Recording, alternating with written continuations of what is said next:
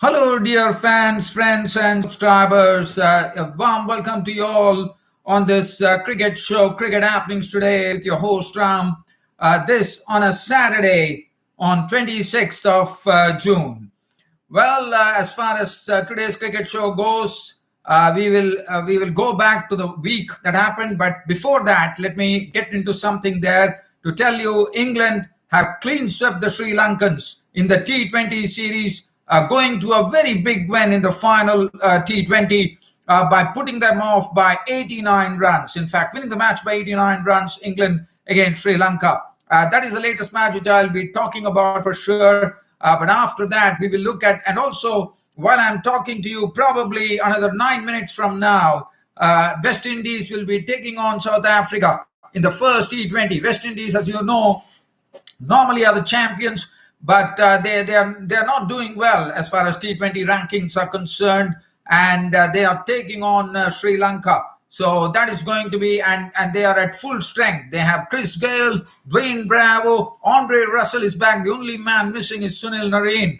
But other than that, they are at full throttle, I would say. And that match is going to begin. I will try to take you live over there, and we'll see whether I can give you a sort of some live cricket commentary from that particular match. But other than that, what are the other things that I have for you in store on this particular day is going to be going back to the Test Championship, World Test Championship final, which was won by New Zealand, and deserving victors at that against India. So the New Zealand are the World Test Champions. And other than that, we'll also have a look at the Pakistan Super League, where Multan Sultans, led by none other than one of the wonderful batsmen that Pakistan have right now, by the name Mohammad Rizwan, who was captaining the side, taking his team to a victory. He was the leader of the team. He was the captain of the team, and they won against Peshawar Zalmi. So it was. So I'll be talking on just a brief about that. And we'll also have a look at the South African series, South Africa versus West Indies series.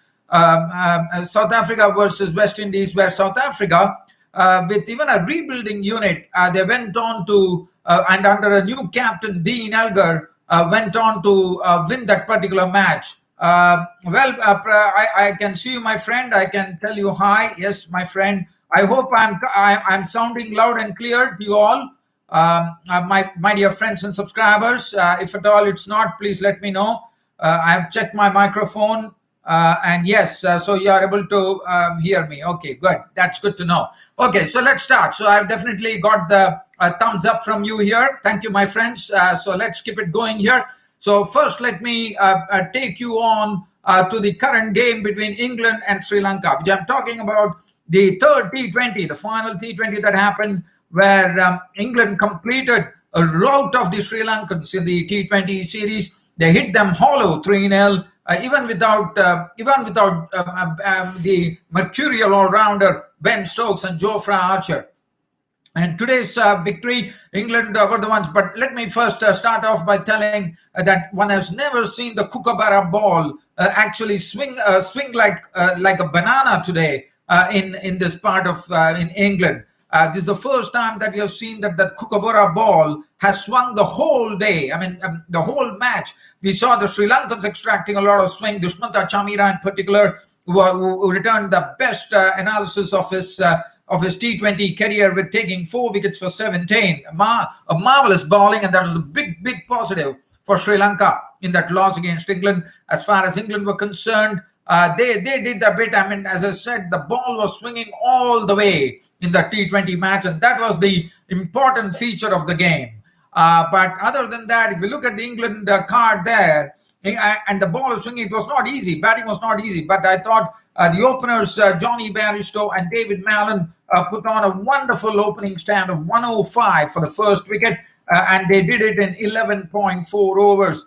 Johnny Bairstow contributing 51 of 43 deliveries, 5 fours and 1 6. David Mallon, on whom there was a question mark which was laid on him, whether he had a prolific season last year, no doubt about it. But this year, It was a bit of a struggle for him, but definitely hit his straps today. And in fact, he was the highest scorer. He made batting look pretty easy, and he's someone who plays who plays with some sort of a real absolute ease, I thought. And the way he actually maneuvered the bowling, it was good to see. I mean, he's good against pace, he's good against spin, and we also saw some of his strokes, the hoik that he did. And he hit 4 sixes in all. He hit 76 of 48 deliveries, which included 5 4s and 4 6s. Liam Livingston, as you know, he has been bandied as a probably a contender for the World Cup because he has that sort of a multifaceted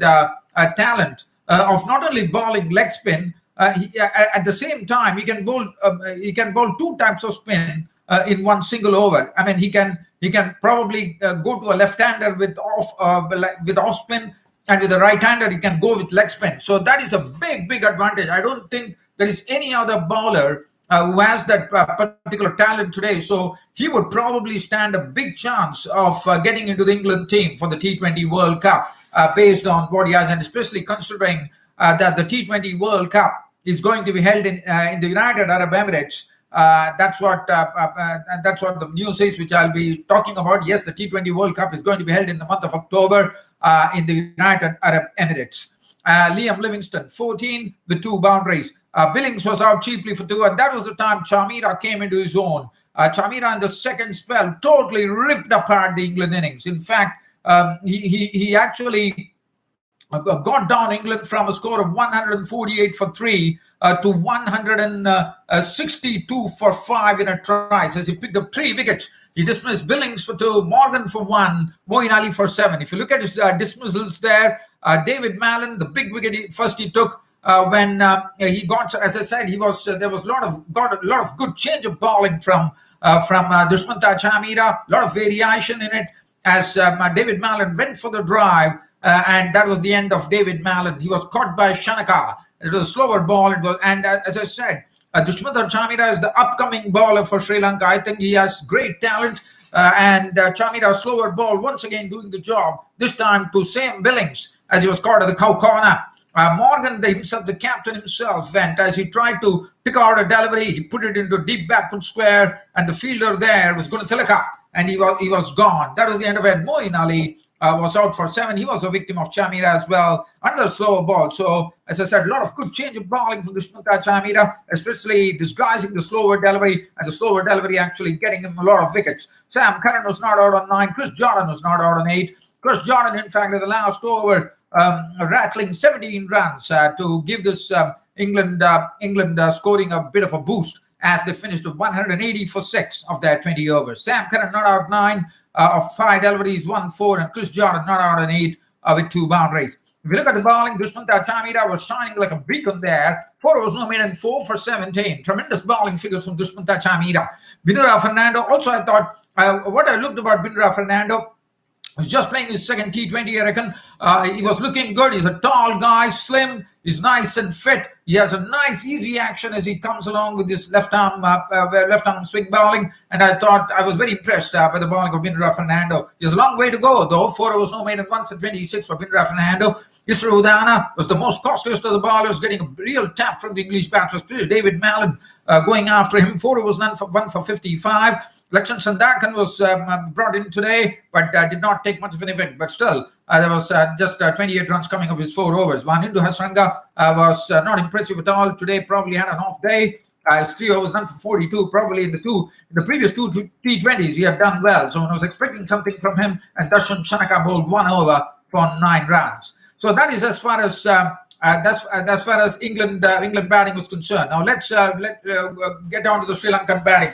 Well, the Sri Lankan batting, as I said, as Kumar Sangakkara in the commentary box definitely mentioned, that Sri Lanka have to go back to the drawing board. There was a lot of strokes when we saw they were not able to adapt to the Kookaburra ball swinging that much, and the wickets started going, and also lack of technique as well. So there was a lot of premeditation on the part of Sri Lanka, and Sri Lanka, as I said, folded like 9 pins. They were bowled out for 91 by the Englishmen. If you look at the batting card, does not make any happy reading, with the highest scorer being Binura Fernando making 20 runs of 14 deliveries, 1 4 and 1 6. And the next highest was Shada Fernando who made 19 runs with 1 6. Not an impressive knock at all from Oshado Fernando.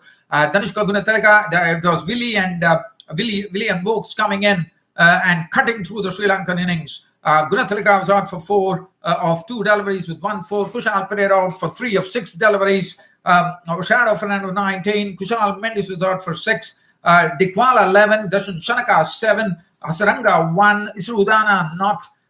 And as I said, there was nothing to read about. 91 all out. The England bowlers were all over the Sri Lanka. As I said, the ball was really swinging absolutely till then. One can imagine on English climes and on English shores, well, the Englishmen can wreak havoc with the Kookaburra ball. As I said, was swinging all the way. David Willey, 4 overs, no made in 327. Chris Wokes, pretty measly. 4 overs, no made in 1 for 9. Chris Jordan, 4 overs, no made in 1 for 13. As much as Chris Wokes there. Curran, 4 overs, 2 for 14. Adil Rashid, 1 over for 9.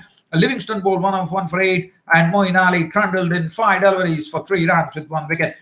David Mallon was player of the match, and player of the series going to Sam Curran for his all-round exhibits, one could say. Now, let's get on from here. And first, let me check for you whether the match between West Indies and Sri Lanka has already started so that we can go live. Yes, my friends, I can give you a live cricket update which is coming in from St. George between South Africa and the West Indies. West Indies are the ones who have won the toss. They have put in the South Africans, and the South Africans currently are 1 for none after 3 deliveries. Kevin Sinclair, I think, is making his debut. I'm just trying to check that, whether Kevin Sinclair is actually making his debut, but I'm not sure about it. I'm going to get you there, but I have to check the records to see. Well, I don't see. Probably Kevin Sinclair. Oh, sorry. Kevin Sinclair has played before. He's a spinner, I reckon, and that's the season. I'm extremely sorry about it. Yes, Kevin Sinclair did very well against, I think it was against Sri Lanka, if I'm not wrong. And Kevin Sinclair, yes, Sinclair has opened the bowling, and it is Kevin Sinclair who is actually currently in the bowling operations. So Kevin Sinclair opens the bowling for the West Indies, and currently the score is 1 for none. 4 deliveries have gone by. The openers for South Africa is Quinton de Kock and Reza Hendrick. Quinton de Kock, who was the player of the series in the test matches, as we all know, and Kevin Sinclair is the bowler right now. So we'll come back to that. So as I said, I'll keep you. It's gone by 1 more, 2 more runs have been added. The score, as I'm talking to you, another single has been taken. So 4 for none after the first over from Kevin Sinclair for the South Africans, who are batting first against the West Indies after West Indies won the toss and put the South Africans into bat. Right, now let's get out from here, and I'm going to take you back in this week. As I said, we are going to talk about the Test champions, New Zealand, and deserving victors all the way, I would say, because the way they played, the brand of cricket, it was simply superb. In fact, overcoming all the odds, rain, bad light. Yes, there was a reserve day in this particular match, which was but to be, as it was the World Test Championship final, the first ever World Test Championship final, and New Zealand deservingly were the true Test champions. Yes, the Indians also played well. I'm not denying it. The bowling was superb. I think the batting was the one which was really like a sort of a big problem for India, and one knows the New Zealand bowling attack, which possesses absolute venom. Trent Boult, Tim Southee, Neil Wagner. I mean, Trent Boult is someone who will bring the ball, hoop the ball into the batsman. Tim Southee will do it both ways, get the ball to swerve away. Neil Wagner is a big trier, and he will test you with those bouncers. And what to talk about this bloke, Kyle Jamieson, the tall guy, who really did it to India, taking the man of the match. Tremendous bowling from this tall guy in a span of just 8 matches. I'm told he has already got 5 wicket hauls, and that is tremendous stuff from this New Zealander.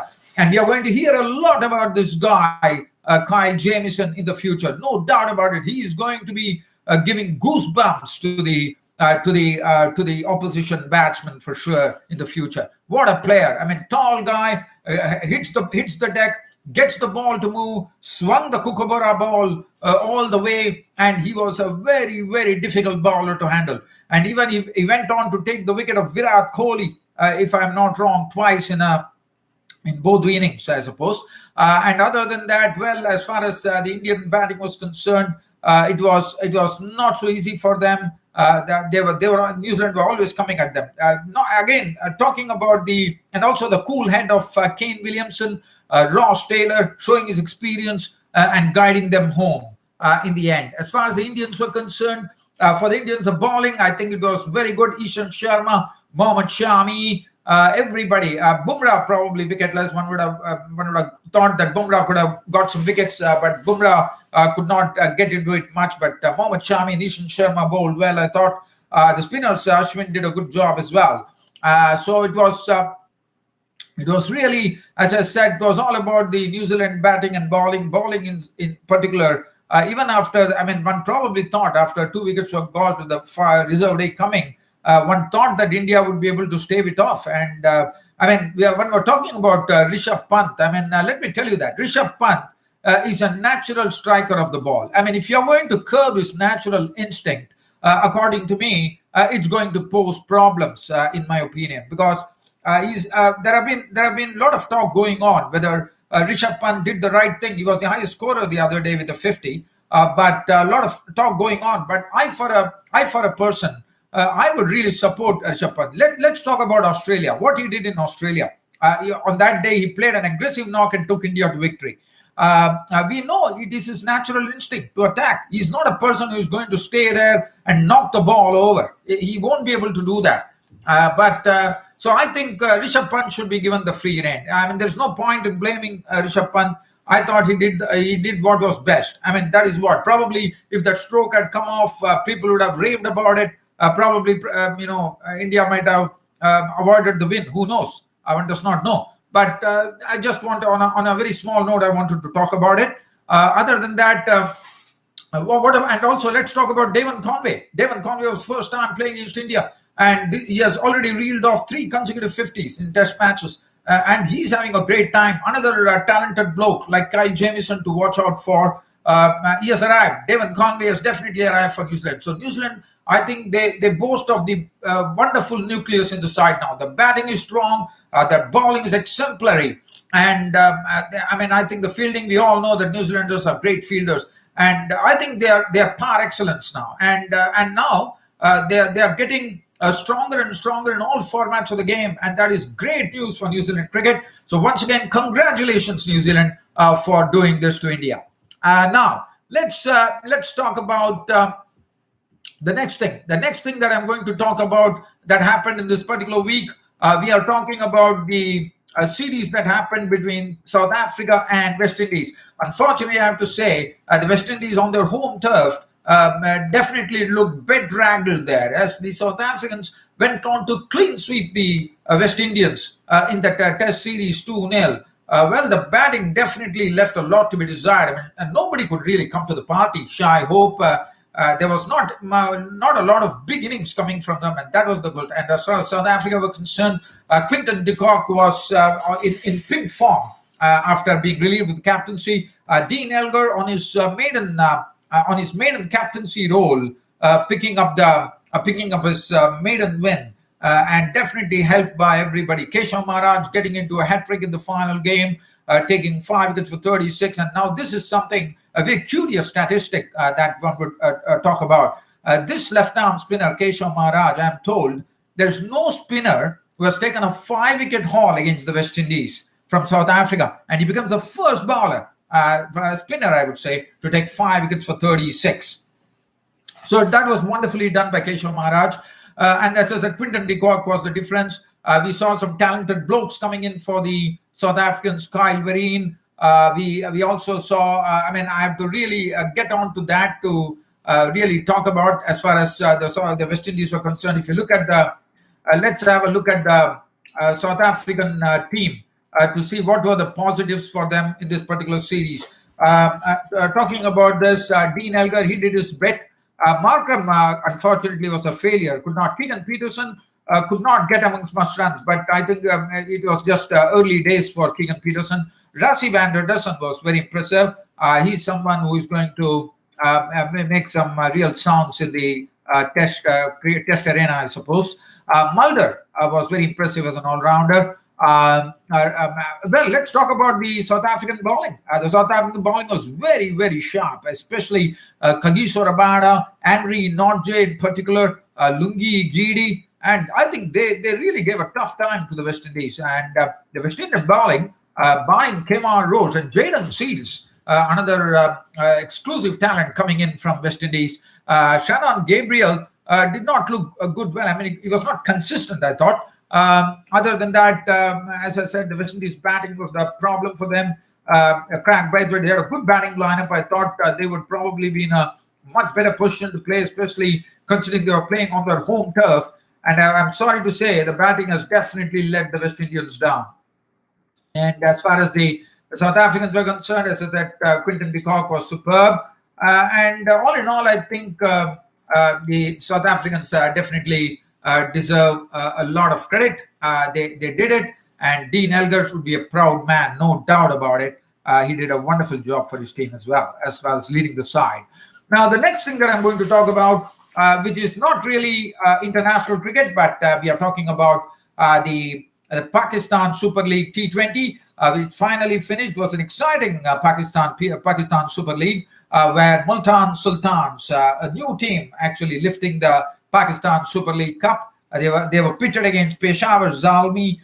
For Peshawar Zalmi, I thought for the Multan Sultans, it was their captain Mohammad Rizwan with some consistent scores. Well, he did not score much in this particular game in the final, but I thought he did a wonderful job as a captain. And we all know that Mohammad Rizwan is one of the, according to me, Mohammad Rizwan is one of the bright sparks for Pakistan as far as their cricketing future is concerned. He is someone who can play in all formats of the game. And Mohammad Rizwan, I'm very happy for Mohammad Rizwan that he went on to get the victory as a captain of the Multan Sultans himself. His bat did the talking as well. Other than that, Sohaib Maqsood was an absolute revelation. He has booked the ticket for the England tour with his big hitting, and with the way he has played, he has been slaughtered at the top of the order. He has done a wonderful job. Really, Rizzu also did a wonderful job. And also, as far as the Peshawar Zalmi was concerned, I have to say about one bloke there. That guy could have made a major difference, but on that particular day in the final,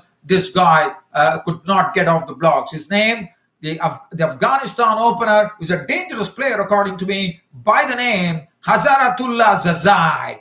50, I mean, he has crashed the fastest 50. He already holds the record in Afghanistan cricket of crashing the fastest 50 in the Shapiza T20 League of just 12 balls. He's a dangerous batsman. The way he hammered the bowlers across the park was something which was really very, very heavy blows. I mean, this guy generates a lot of power. Let me tell you this name. Remember him, Azratullah Zazai. And I'm sure he's going to make a lot of sounds for Afghanistan cricket in the future. Well, dear fans, let me, from right now, I will go live to the West Indies-South Africa game. And let's see what's going on. Well, the South Africans are rattling along well as I'm speaking to you here. Just going to some live commentary here from St. George in the match between South Africa and West Indies. We are in the third over right now, and the South Africans are rattling along. They're 31 for none. We are in the third over. Reza Hendricks is now on 17 of just 8 deliveries, which has 2 4s and 1 6 included. That Quinton de Kock is looking a bit sedate compared to Reza Hendricks. He's not on 13 of 9 deliveries with 1 boundary. So let's have some live cricket commentary here from the game against South Africa and West Indies. So let's go live, and the score has just moved by 1 run. It's 32 for none. Sinclair is in the attack right now, and Sinclair was hit for a 6 by Reza Hendricks in this particular over. As the third over comes to an end in this match between West Indies and South Africa, we're again telling you, once again reminding you, listeners, that West Indies won the toss and put the South Africans into bat, and South Africans are doing extremely well right now. They're 32 for none after 3 overs. They're going at a clip of 10.66. That's wonderful to hear. Kevin Sinclair has been taken for runs. His 2 overs has cost him 21. Jason Holder has been gone for 11. So right now, I first see the bowling change has been affected by the captain Kieron Pollard. Fabian Allen has been got into the mix right now. His first delivery to Quinton de Kock does not yield any run as the score remains on 32 for none. So, well, dear fans and subscribers, I think it's about time for me to say goodbye to you on this particular cricket show. Well, one thing that I can tell you is that I'm not promising you. I don't know whether how time would be. I sometimes try to come on Twitter Space, as you know, Twitter Space, which gives you a chance to actually talk live. I might do that, but I'm not promising you. But keep an eye on my Twitter Space as well. Sometimes I come and do some cricket commentary there. Or sometimes speak about some live cricket events. Probably I might. I'm not really sure, but I'm just giving you the heads up there. That is, if you really love my the way I speak about cricket, well, I would goad my followers to come over there as well. But that is something I can't promise you. I might try to come there depending on the time. Probably I can, if at all any excitement comes to the game, probably I'll jump into the Twitter space and start speaking. So we'll see. As I said, I can't promise you right now, but as far as today's cricket show is concerned, it's all done and dusted. And looking forward to seeing you tomorrow. That's on a Sunday on 27th of June, where I will be once again waxing eloquent on this cricket happening show. And that would be definitely talking about this first T20 game, where I'll be bringing you the cricketing summary of the T20 game that's right now underway at St. George at Grenada, in between West Indies and South Africa. Just leaving you here, South Africa 33 for no loss. 3.3 overs have gone by. That's it, my dear followers, friends and subscribers. Keep an eye on my cricket website, www.cricket-status.com.